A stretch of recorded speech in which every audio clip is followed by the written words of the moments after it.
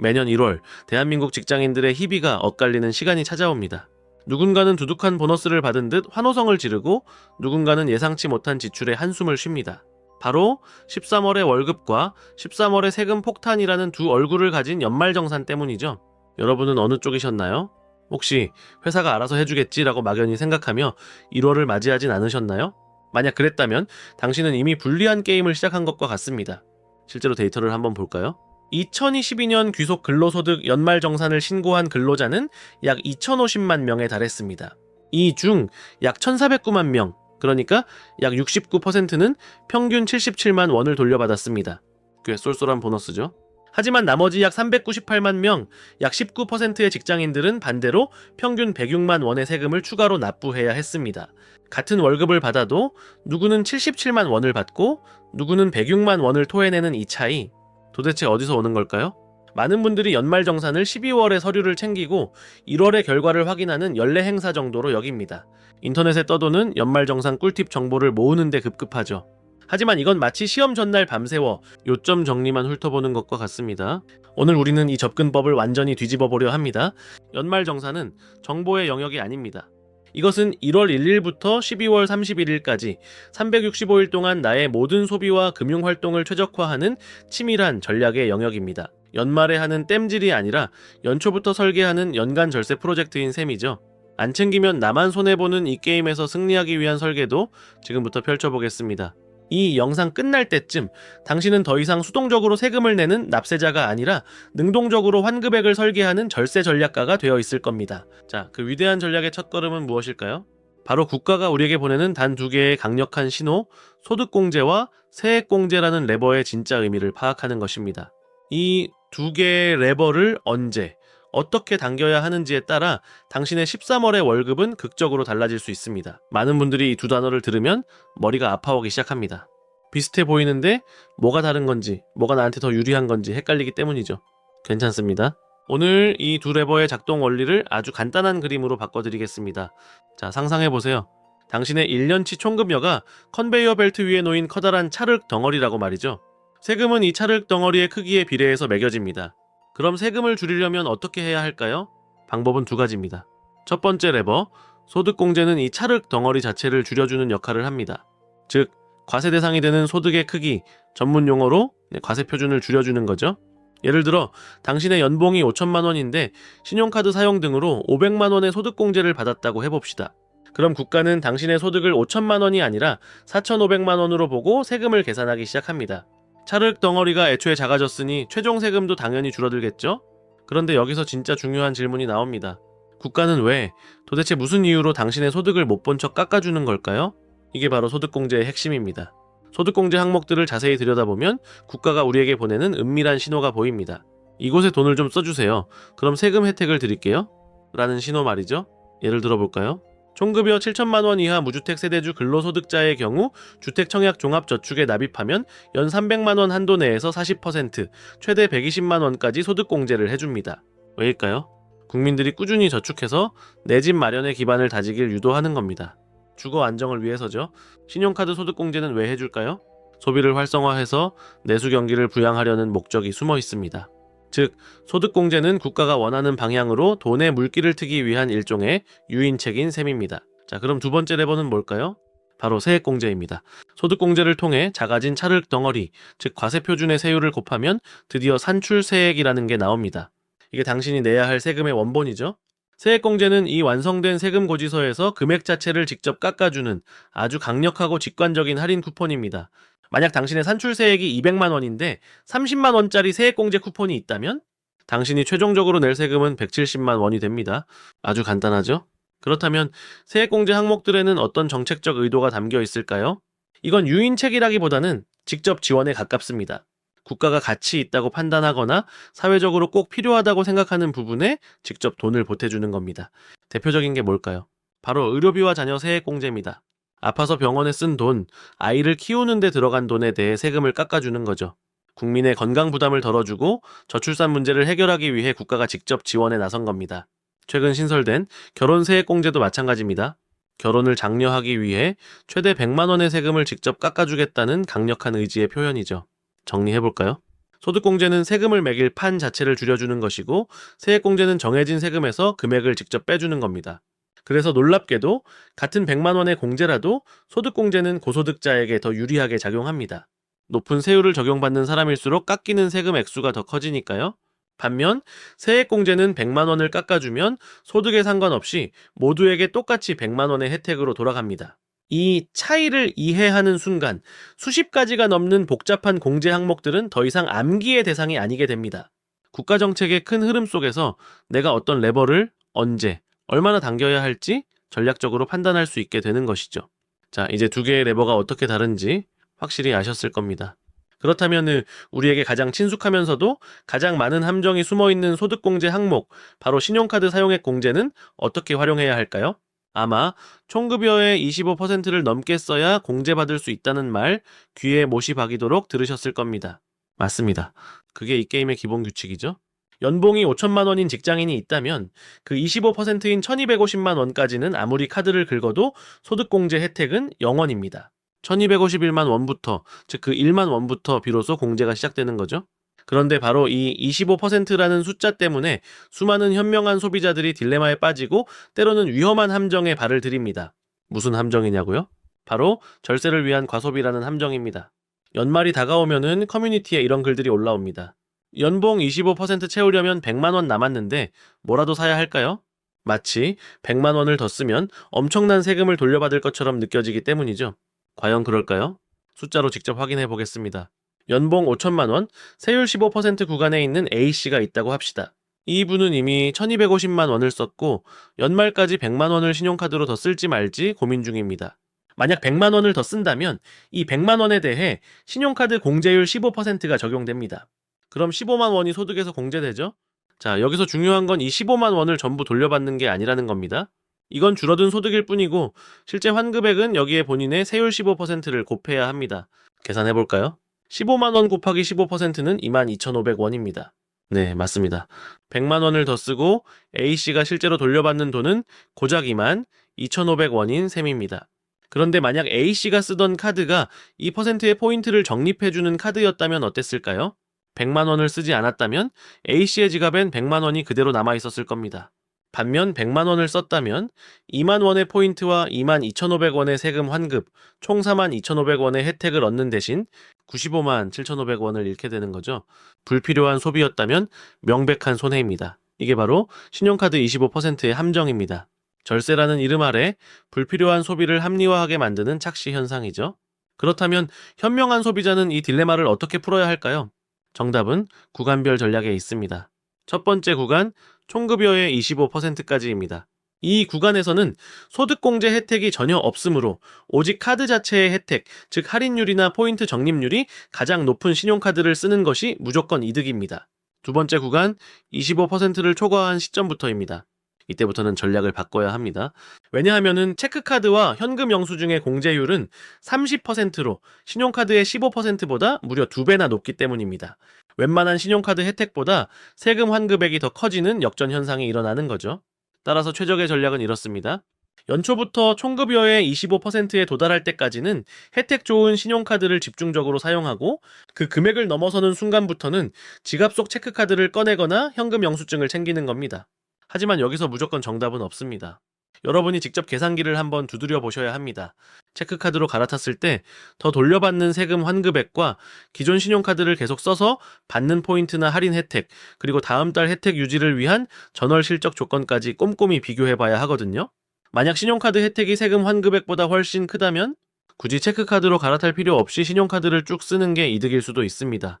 결국 25%를 넘긴 시점부터는 세금 환급이냐 카드 혜택이냐를 두고 저울질을 해보는 현명함이 필요합니다. 자, 이렇게 우리는 소득을 줄이는 가장 보편적인 방법인 신용카드 소득공제의 함정과 현명한 활용법, 그리고 그 이면에 숨겨진 구조까지 파헤쳐봤습니다. 이제 여러분은 불필요한 소비 없이 구간별로 카드를 바꿔가며 스마트하게 소득공제를 챙길 수 있을 겁니다. 하지만 이렇게 열심히 소득공제와 세액공제를 챙겨도 절대 넘을 수 없는 거대한 벽이 하나 존재합니다. 아무리 환급받을 금액이 100만 원, 200만 원이 쌓여도 이 벽에 막히면 단 한 푼도 더 돌려받지 못하는 상황이 발생할 수 있습니다. 도대체 무슨 이야기일까요? 바로 기납부세액의 비밀을 알아보겠습니다. 자, 여러분의 연말정산 환급 과정을 하나의 텅 빈 물통이라고 상상해 보세요. 국가는 매달 당신의 월급에서 세금을 미리 떼어갑니다. 이걸 원천징수라고 하죠. 이 미리 뗀 세금이 바로 이 물통에 매달 조금씩 채워지는 물입니다. 1년 동안 당신이 미리 낸 세금의 총합, 이것을 바로 기납부세액이라고 부릅니다. 연말정산의 환급이란 이 물통에 담긴 물, 즉 당신이 이미 낸 세금을 다시 돌려받는 과정입니다. 여기서 핵심 규칙이 나옵니다. 당신은 당신이 채워 넣은 물의 양 이상으로는 절대 돌려받을 수 없습니다. 물통이 200만 원어치 채워져 있다면 아무리 환급받을 금액을 300만 원으로 만들어도 당신이 돌려받는 돈은 최대 200만 원입니다. 나머지 100만 원의 공제 혜택은 그냥 사라지는 겁니다. 이게 바로 환급의 절대적인 천장, 기납부세액 한도입니다. 실제로 이런 일은 아주 흔하게 벌어집니다. 특히 사회초년생이나 급여가 높지 않은 분들의 경우 애초에 떼이는 세금 자체가 많지 않기 때문에 이 천장이 생각보다 훨씬 낮을 수 있습니다. 연말에 절세를 위해 연금저축이나 IRP 계좌에 수백만 원을 넣었는데 나중에 확인해보니 이미 기납부세액 한도에 도달해서 세금 혜택을 거의 못 받는 안타까운 상황이 발생하는 거죠. 그럼 이 가장 중요한 정보, 나의 환급 천장은 도대체 언제 확인해야 할까요? 다음 해 1월 국세청 홈택스 사이트가 열렸을 때? 천만에요. 그건 이미 경기가 다 끝난 뒤에 스코어보드를 확인하는 것과 같습니다. 전략을 세울 수가 없죠. 바로 지금입니다. 지금 당장 여러분의 스마트폰에 있는 홈택스 앱이나 토스 같은 핀테크 앱을 열어보세요. 연말정산 메뉴에 들어가면 인공지능이 당신의 올해 소득과 소비 패턴을 분석해서 현재까지의 기납부 세액과 예상 환급액을 거의 실시간으로 보여줍니다. 숫자로 보면 당신의 환급 천장이 얼마인지 명확하게 드러나죠?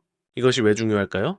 바로 동적 전략 수정이 가능해지기 때문입니다. 만약 확인해보니 이미 환급 한도에 거의 도달했다면 남은 기간 동안 절세를 위해 굳이 불필요한 소비를 하거나 무리해서 금융상품에 가입할 필요가 없다는 명확한 판단이 섭니다.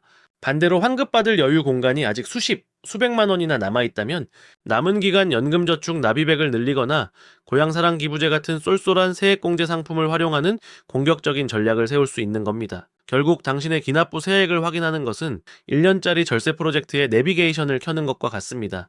내가 지금 어디쯤 와 있는지, 환급이라는 목적지까지 얼마나 남았는지, 어떤 길로 가야 가장 효율적인지를 알려주는 가장 첫 번째 이정표인 셈이죠. 자, 이제 내비게이션을 켜고 나의 환급 천장이 어디까지인지 확인하셨을 겁니다. 그렇다면 이제 그 한도 내에서 가장 강력한 효과를 발휘하는 무기들을 장착해야겠죠? 첫 번째로 꺼내들 무기는 바로 월세 세액공제입니다. 혹시 매달 꼬박꼬박 월세를 내는 분들 정말 귀를 쫑긋 세우셔야 합니다. 월세를 낸 것만으로도 세액공제를 해주거든요.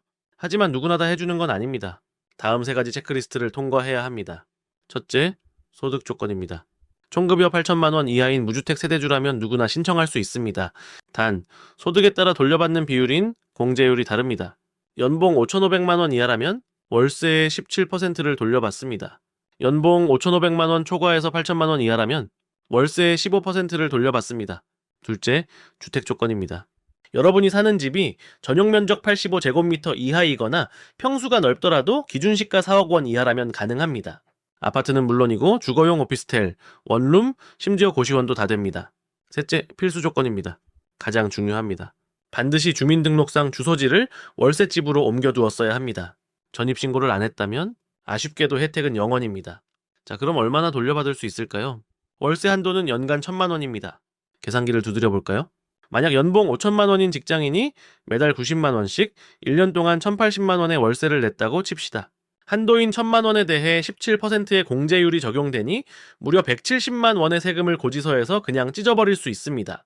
연봉이 7천만 원인 분이라도 15%를 적용받아 최대 150만 원까지 세금을 아낄 수 있죠. 이건 소득공제처럼 소득을 줄여주는 게 아니라 내야 할 세금 자체를 깎아주는 것이기 때문에 체감 효과가 엄청납니다. 놓치면 정말 뼈아픈 혜택이겠죠? 두 번째 무기는 저출산 시대에 대응하기 위한 국가의 강력한 의지가 담겨 있습니다. 바로 자녀 세액공제입니다. 애들 키우는데 돈이 얼마나 드는데 세금 좀 깎아줘야지 라고 생각하셨던 분들 많으실 겁니다. 계산해볼까요? 자녀가 1명이라면 25만 원을 깎아줍니다. 자녀가 2명이라면 첫째 25만 원에 둘째 30만 원을 더해 총 55만 원의 세금이 사라집니다. 만약 자녀가 3명이라면 55만 원에 셋째 40만 원이 더해져 무려 95만 원을 세금 고지서에서 빼줍니다. 단 주의할 조건이 하나 있습니다. 바로 나이입니다. 만 8세 이상부터 20세 이하의 자녀만 해당됩니다. 우리 애는 7살인데 왜 안 되나요? 하실 수 있는데 미취학 아동은 매달 국가에서 아동수당을 현금으로 받고 있기 때문에 중복 혜택을 주지 않는 겁니다. 이건 소득공제가 아니라 여러분이 낼 세금에서 현금을 그대로 빼주는 세액공제입니다. 연봉으로 따지면은 수백만 원을 더 벌어야 얻을 수 있는 가치와 맞먹습니다. 매년 누적되는 이 혜택 절대 놓치지 마세요. 여기서 끝이 아닙니다. 아예 새로운 무기가 등장했습니다. 결혼을 앞두거나 이제 막 하신 분들을 위한 국가의 축의금이라고 할 수 있겠네요. 바로 결혼세액공제입니다. 이 혜택의 가장 큰 장점은 복잡한 영수증이 필요 없다는 겁니다. 내가 예식장에 얼마를 썼든 상관없습니다. 그냥 2024년 1월 1일부터 2026년 12월 31일 사이에 혼인신고를 했다면 국가가 축하의 의미로 부부 각각 50만 원씩 합산 최대 100만 원의 세금을 묻지도 따지지도 않고 깎아줍니다. 네, 나는 2024년에 결혼했는데 못 받는 거 아니야? 라고 오해하는 분들이 많습니다. 아닙니다. 받을 수 있습니다. 법이 통과되면서 2024년 1월 1일 이후 혼인신고한 부부까지 모두 소급해서 적용해주기로 했거든요. 자, 지금까지는 특정 조건을 만족해야 하는 무기들이었습니다. 그렇다면 누구나 쉽게 사용할 수 있는 초강력 필살기는 없을까요? 왜 없겠습니까? 바로 고향사랑기부제입니다. 이건 절세라기보다 거의 재테크에 가깝습니다. 작동 방식은 이렇습니다. 내가 사는 곳을 제외한 다른 지자체에 10만 원을 기부하면 연말정산 때 10만 원 세액공제로 전액을 돌려받습니다. 그런데 여기서 마법이 일어납니다. 기부한 지자체에서 고맙다며 3만 원 상당의 지역 특산품을 선물로 보내줍니다. 결과적으로 나는 10만 원을 내고 13만 원어치의 혜택을 돌려받는 수익률 30%짜리 투자를 한 셈입니다. 이건 안 하면 무조건 손해겠죠? 물론 우리가 아프거나 다쳤을 때 든든한 버팀목이 되어주는 전통적인 무기, 의료비 세액공제도 잊어서는 안 됩니다. 총급여의 3%를 초과한 의료비에 대해 15%의 세액공제를 해주는데 특히 난임 시술비나 미수가 의료비처럼 특별한 경우에는 한도 없이 더 큰 혜택을 주기도 합니다. 자, 이제 여러분의 손에는 최신 무기들이 가득합니다. 월세, 자녀 결혼 기부. 하지만 이 강력한 무기들을 누구에게나 똑같이 쥐어줘서는 안 되겠죠? 갓사회에 나온 20대 사회초년생과 아이를 키우는 40대 맞벌이 부부, 그리고 혼자 모든 것을 해결해야 하는 프리랜서의 전략은 완전히 달라야 합니다. 이제부터 나만의 연말정산 포트폴리오를 3인 3색 시뮬레이션을 통해 직접 짜보겠습니다. 첫 번째 주인공은 사회에 첫 발을 내디딘 20대 김주니어 씨입니다. 연봉 3,500만 원에 보증금 1천만 원, 월세 60만 원짜리 오피스텔에 살고 있습니다. 김주니어 씨의 가장 큰 고민은 뭘까요? 바로 기납부세액, 즉 환급의 천장이 약 80만 원 정도로 낮다는 점입니다. 예시를 위해서 기납부세액을 80만 원으로 잡았을 뿐 실제 본인의 기납부세액은 꼭 확인하셔야 합니다. 이런 상황에서 김주니어 씨가 가장 먼저 챙겨야 할 필살기는 무엇일까요? 바로 월세 세액공제입니다. 연간 월세 720만 원에 대해 최대 17%인 122만 원의 세액공제를 받을 수 있습니다. 그런데 뭔가 이상하죠? 환급 한도는 80만 원인데 공제액은 122만 원입니다. 맞습니다. 김주니어 씨는 이 월세 공제 하나만으로도 이미 환급 한도를 꽉 채우고도 남는 겁니다. 그렇다면 연금저축이나 IRP는 어떨까요? 물론 미래를 위해 좋은 상품이지만 지금 당장 연말 정산만을 생각한다면 김주니어 씨에게는 낭비가 될 수 있습니다. 어차피 환급 한도를 넘어서는 세액공제 혜택은 그냥 사라지니까요. 김주니어 씨의 포트폴리오 핵심은 선택과 집중입니다. 두 번째 주인공은 결혼 8년 차, 초등학생 자녀 둘을 둔 박팀 장내 맞벌이 부부입니다. 남편은 연봉 8천만 원, 아내는 6천만 원이죠. 이분들의 연말정산은 개인전이 아니라 팀플레이입니다. 어떻게 공제 항목을 배분하느냐에 따라 환급액이 수십만 원씩 차이 날 수 있거든요. 핵심 전략은 몰아주기입니다. 예를 들어 자녀 세액공제는 첫째 25만 원, 둘째 30만 원, 총 55만 원이죠. 이 공제를 누가 받아도 상관없습니다. 하지만 의료비처럼 총급여의 일정 비율을 초과해야 공제가 시작되는 항목들은 어떨까요? 부부가 각자 지출하면 둘 다 기준을 못 넘을 수 있지만 한 사람에게 몰아주면 기준을 훌쩍 넘어 공제를 받을 수 있게 됩니다. 일반적으로 소득이 높아 세율이 높은 배우자에게 소득공제를 몰아주는 것이 유리하지만 각 항목의 특성을 따져 시뮬레이션 해보는 것이 정답입니다. 박 팀장의 포트폴리오는 바로 이 전략적 배분의 성패가 달려 있습니다. 자, 마지막 주인공은 조금 특별합니다. 연수입 7천만 원의 웹소설 작가, 프리랜서 이 작가님입니다. 이 작가님은 1월에 우리와 함께 연말정산을 하지 않습니다. 왜냐고요? 근로소득자가 아니기 때문이죠. 프리랜서 같은 사업소득자는 다음 해 5월 종합소득세 신고라는 이름의 전혀 다른 게임을 치러야 합니다. 그럼 이 작가님은 아무 혜택도 못 받을까요? 천만에요. 전장이 다를 뿐 무기는 훨씬 더 강력할 수 있습니다. 경비 처리입니다. 자, 이렇게 3인 3색의 포트폴리오를 들여다봤습니다.